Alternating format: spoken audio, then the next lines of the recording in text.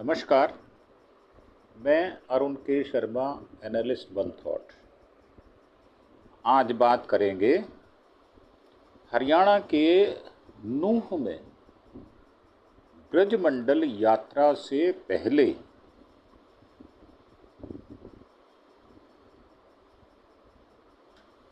एक मस्जिद का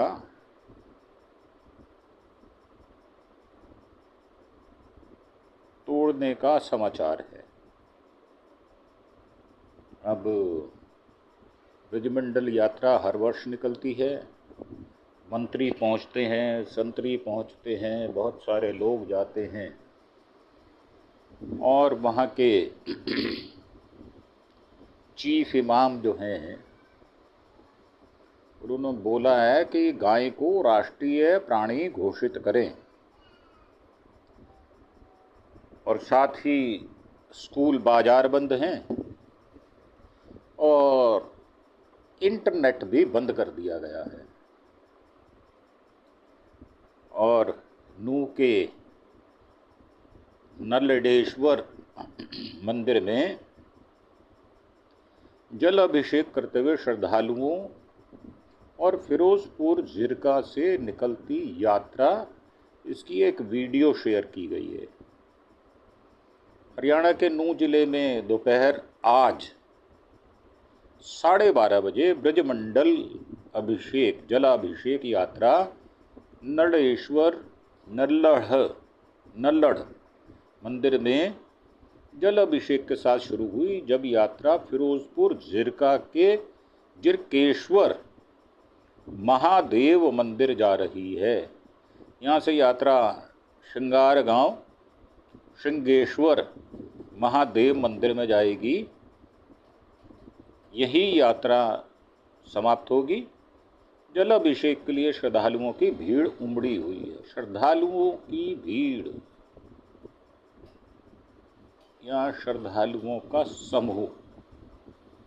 ऑल इंडिया इमाम ऑर्गेनाइजेशन के चीफ डॉक्टर उमर अहमद इल्यासी जल अभिषेक के लिए नूह पहुंचे। उन्होंने कहा कि गाय को राष्ट्रीय पक्षी घोषित किया जाए, इसमें हम सबके प्राण हैं। उधर प्रदेश के खेल मंत्री गौरव गौतम भी जल अभिषेक करने पहुंचे। वहीं यात्रा से पहले माहौल बिगड़ने की साजिश की गई। शरारती तत्वों ने रविवार सोमवार यानी आज देर रात करीब 1:30 बजे एक मज़ार में तोड़फोड़ कर दी। यह मज़ार नूह के तावड़ू कस्बे में है और तावड़ू में वैश्य समाज का बाहुल्य है। डीसी विश्राम कुमार मीणा ने कहा कि मौके पर एसडीएम और डीएसपी ने जांच की। आरोपियों के खिलाफ एक्शन लिया जाएगा। लिया या नहीं लिया, यह भविष्य के गर्त में है। लिया जाएगा। कोई मज़ार तोड़ दे तो लिया जाएगा, कोई मंदिर तोड़ दे तो हाथों हाथ गोली मार दी जाएगी। तो माहौल पूरी तरह नियंत्रण में है और शांतिपूर्ण है।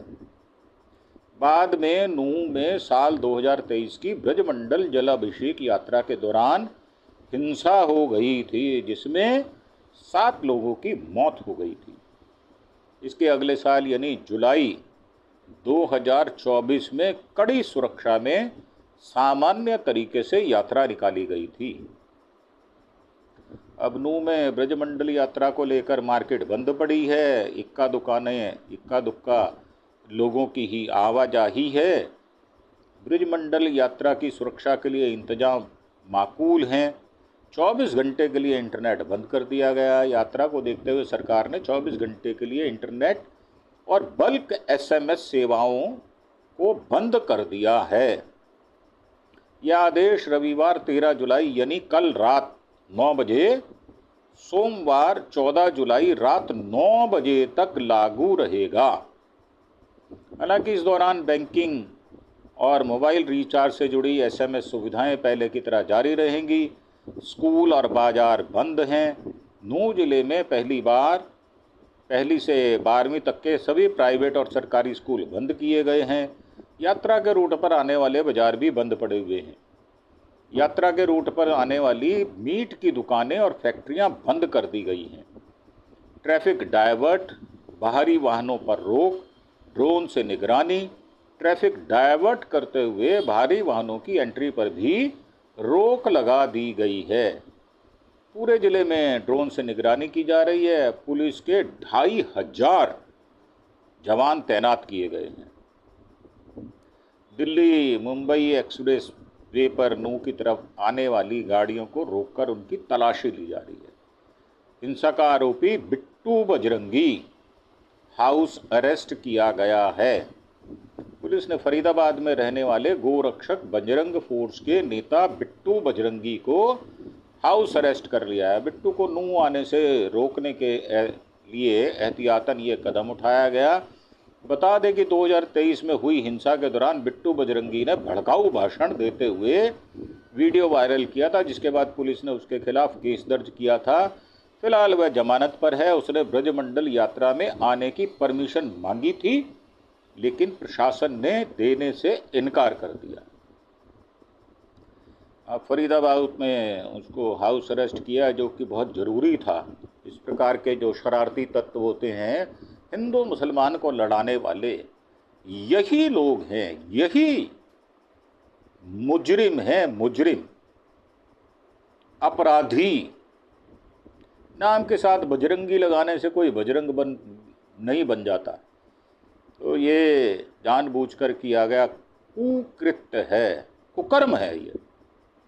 और नू की ब्रजमंडल जल अभिषेक यात्रा का रूट जो है वो Delhi Alwar main road, Tijara road, Aravalli की पहाड़ियों में नल्हड़ेश्वर मंदिर नू में है, और बड़काली चौक है, होडल नगीना रोड है, झिरकेश्वर महादेव मंदिर फिरोजपुर झिरका, और 80 किलोमीटर लंबी ब्रजमंडल जलाभिषेक यात्रा 5 घंटे में पूरी होगी। श्रृंगेश्वर महादेव मंदिर श्रृंगार गांव में ये जाएगी। अब ये इसकी कुछ डिटेल है, बता देते हैं आपको। श्रद्धालुओं ने जय श्री राम के नारे लगाए, और भारतीय जनता पार्टी नेता जाकिर हुसैन ने भी किया शिव यात्रा का स्वागत। पहाड़ी में पुलिस निगरानी रख रही है। खेल मंत्री गौरव गौतम ने नड़ेश्वर मंदिर में जल चढ़ाया। पुलिस ने निगरानी के लिए आसमान में ड्रोन उड़ाए। डॉक्टर उमर अहमद इलियासी को सम्मानित किया गया, और खेल मंत्री गौरव गौतम भी जल अभिषेक करने पहुंचे थे। पूर्व मंत्री संजय बोले, शक्ति का असर दिख रहा है, और शक्ति होनी चाहिए। जो भड़काऊ लोग हैं उनको एहतियातन नहीं, वैसे ही समाज में रहने लायक वो लोग होते नहीं हैं। हमारा मानना ये है कि जो सौहार्द को बिगाड़े उसको जेल में ठूस दो। हरियाणा के पूर्व मंत्री संजय सिंह ने कहा कि पिछली बार हुई शक्ति का असर अब दिख रहा है। मतलब शक्ति पिछले साल की थी, उसका असर अब दिख रहा है। अरे भाई, अब भी शक्ति है। अगर शक्ति नहीं करोगे तो आपकी पार्टी बीजेपी के हुड़दंग वाले लोग फिर से ट्रायल करेंगे हिंदू मुसलमान करने का। अब की बार मुस्लिम भी यात्रा से जुड़े हैं, वो पहले भी जुड़ते थे। उनकी भावनाएं हिंदुओं से अलग नहीं है, हमारा यही मानना है। और इसके लिए नायब सिंह सरकार को मैं धन्यवाद देता हूँ। श्रद्धालुओं ने लगाए जय श्री राम के नारे। तो जय श्री राम का नारा हिंदुस्तान में नहीं लगेगा तो क्या भाई साहब पाकिस्तान में लगेगा? नू में लगना एक नॉर्मल बात है। नू भारत का ही है हम, और दिल्ली से दूर नहीं है। तो फिरोजपुर झिरका के लिए रवाना हुई यह यात्रा। जल अभिषेक यात्रा में शामिल हुए श्रद्धालु, और झिरकेश्वर महादेव मंदिर के लिए यात्रा को रवाना किया गया। नल्हड़ मंदिर से यात्रा फिरोजपुर झिरका के झिरकेश्वर महादेव मंदिर के लिए रवाना हो गई। यात्रा में 18 सरकारी बसों के साथ प्राइवेट गाड़ियां भी शामिल हैं। और ये कहा गया कि गाय को राष्ट्रीय प्राणी घोषित किया जाए। चीफ इमाम साहब ने ये बात कही है। चीफ इमाम साहब बोले कि आज आपसी भाईचारे की जरूरत है, बहुत सख्त जरूरत है। जरूरत नहीं है, बहुत सख्त जरूरत है। ऑल इंडिया इमाम ऑर्गेनाइजेशन के चीफ डॉक्टर इमाम उमर अहमद इलियासी जल अभिषेक के लिए नूंह पहुंचे थे। उनका स्वागत है। उन्होंने कहा कि आज बहुत अच्छा माहौल है, ऐसे ही भाईचारे की ज़रूरत है। एकता का संगम मेवात में देखने को मिल रहा है। और मेवात वो जगह है जहां से मुसलमानों ने पलायन 1947 में नहीं किया था। अगर किसी को भारत देखना है तो मेवात आए। ये बिल्कुल बात सच और उचित है। हर हर महादेव के जयकारों से गूंजा मंदिर। मंदिर है नहीं, पूरा हिंदुस्तान गूंज रहा है भाई साहब, और गूंजना भी चाहिए। हाथों में झंडे लेकर पहुंचे हैं श्रद्धालु। मंदिर में जल अभिषेक के लिए उमड़ी है श्रद्धालुओं की भीड़।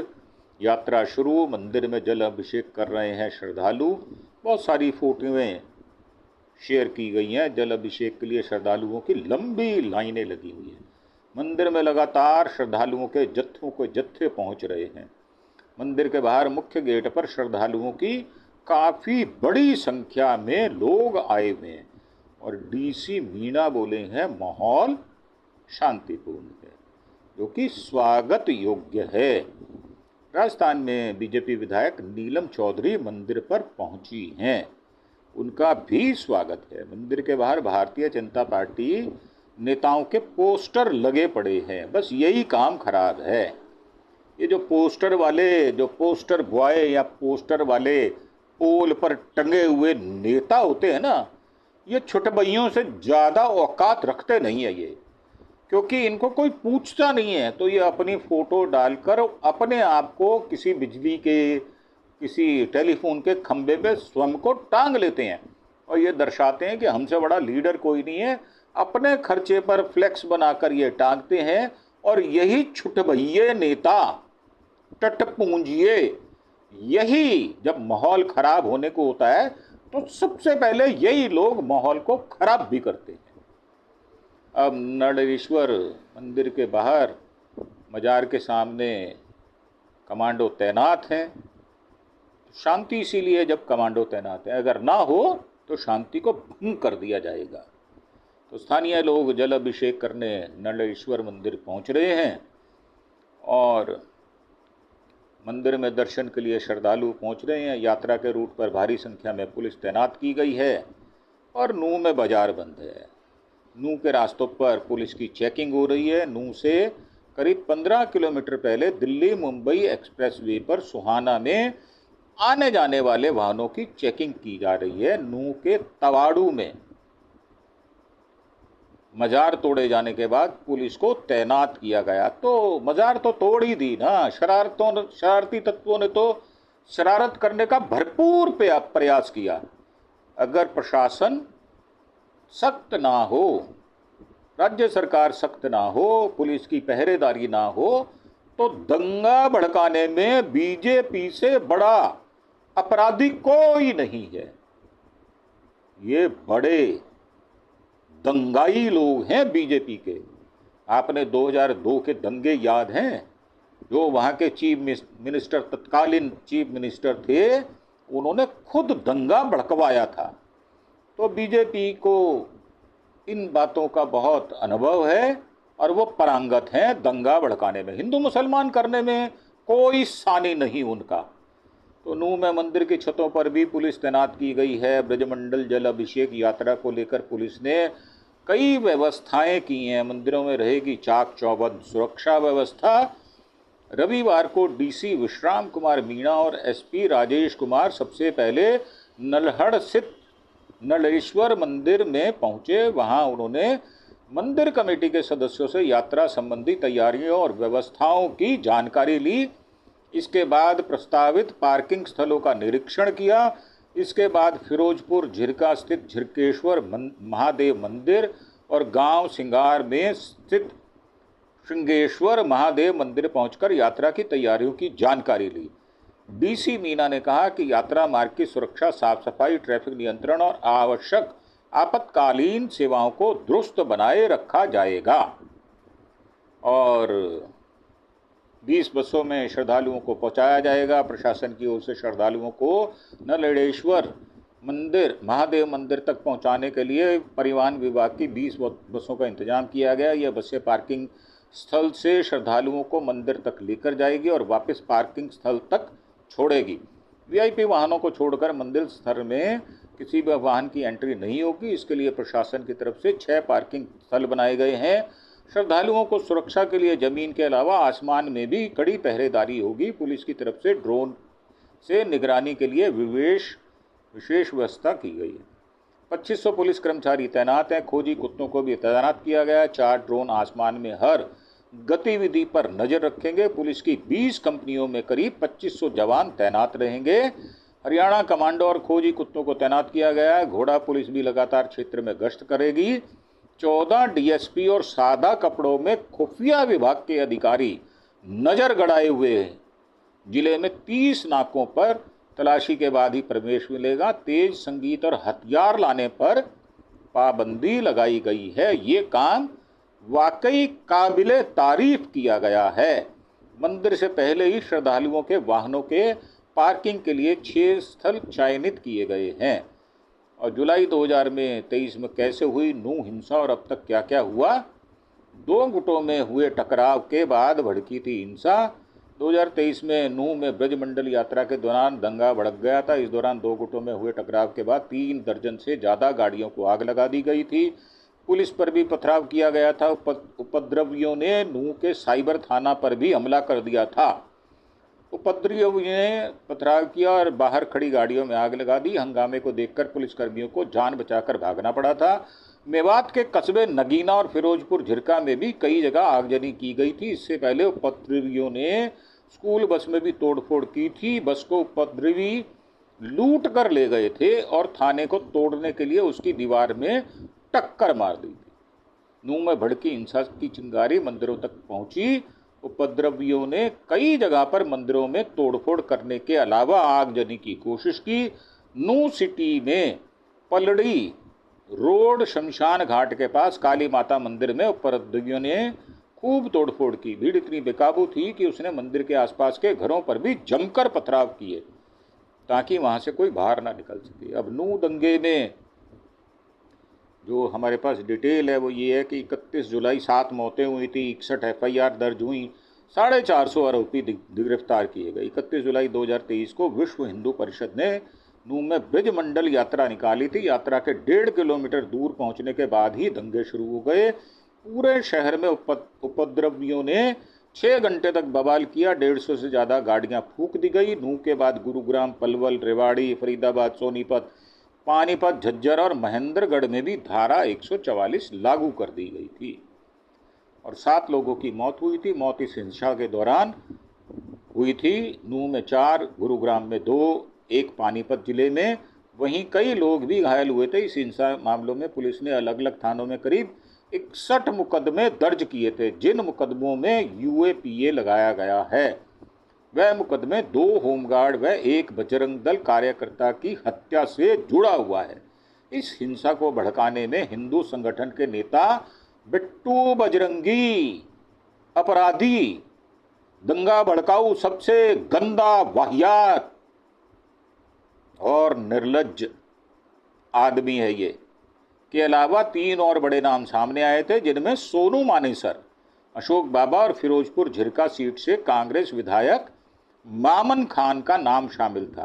करीब 450 लोग गिरफ्तार किए गए। 17 लोगों को छोड़कर बाकी सबको जमानत मिल गई। हालांकि सोनू मानेसर नासिर जुनैद हत्याकांड में अब भी जेल में है और उसको जेल में ही रहना चाहिए।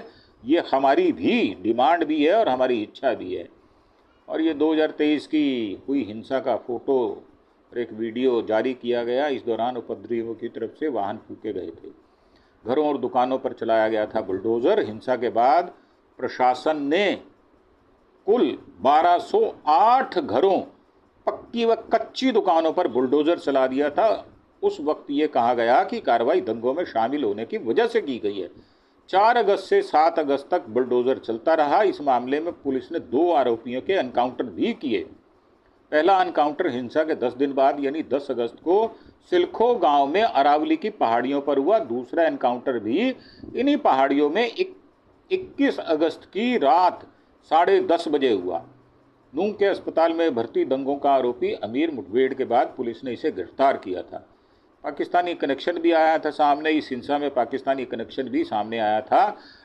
पाकिस्तान से जुड़े 12 से ज़्यादा सोशल मीडिया अकाउंट्स आइडेंटिफाई करने के बाद पुलिस टीमों ने हिंसा और अकाउंट से जुड़े फॉलोअर्स को पकड़ा तो पता चला कि इनमें हरियाणा के मेवात ही नहीं बल्कि राजस्थान के भी बड़ी संख्या में फॉलोअर्स हैं।